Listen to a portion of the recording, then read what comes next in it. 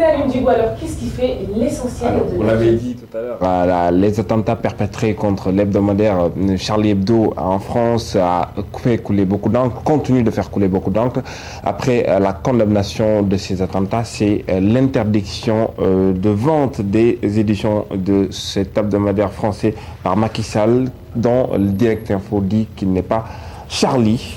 C'est à retrouver à la une du journal et Malick Gueye de déclarer que le président ne peut pas soutenir des détracteurs de l'islam. Actualité présidentielle également à la une du journal Le Soleil qui relaie la visite en Algérie du président Macky Sall qui a fait, on dirait, une visite au mausolée de Cheikh Ahmed Tidiane Chérif, mais je pense que le mausolée de Cheikh Ahmed Tidiane Chérif, c'est bel et bien au Maroc ou en Algérie? Au Maroc, à Fès. À Fès, oui, mais en Algérie. En Algérie, c'était le lieu de sa naissance, à Aïnoumadi. Un nouvel élan à la coopération entre les deux pays, nous dit le journal de service public. Autre journal, autre une, Libération relaie l'arrestation des deux autres policiers écroués dans le cadre de l'affaire Bassirou Faye, révélation sur un rebondissement, dit le journal. Sidi Mohamed Bougaleb, mouillé à 3 reprises par Sété Diagne, Saliou Ndao a été balancé par Tombo Wali. Relais Libération. Témoin se met également à l'heure de cette actualité. Rebondissement dans l'affaire Bassirou Faye, 2 autres policiers arrêtés. Il s'agit bien entendu de Saliou Ndao et Mohamed Bougaleb, placés sous mandat de dépôt. Autre actualité sur la première page du journal Sud Quotidien qui relaie un peu l'ambiance très particulière du procès de Karim, c'est l'audience, surtout de l'audience d'hier, refus de comparaître sans ses avocats. Karim malmené, dit le journal. Pourquoi et comment il a été malmené? Walfadjri nous dit qu'il a été tout simplement plaqué au sol avant de se faire monoter. Ce sont les paroles de Karim Wade à la cour.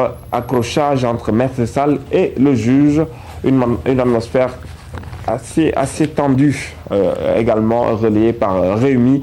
Karim tabassé, menotté et blessé, la permanence du PDS sous les grenades. Le procès du fils de Wade prend une tournure dangereuse, titre le journal. Et nous passons à Stade qui s'exclame les Lions en Guinée équatoriale ce jeudi à la conquête de Mongomo. Les Lions savourant ici un but de Dame Doy contre la Guinée. C'était mardi dernier à Casablanca. Et nous poursuivons avec Wasport qui relaie la force des Lions. La CAN se gagne en défense. Les cas de la Zambie en 2012 et du Nigeria analysés par le quotidien spécialisé en sport.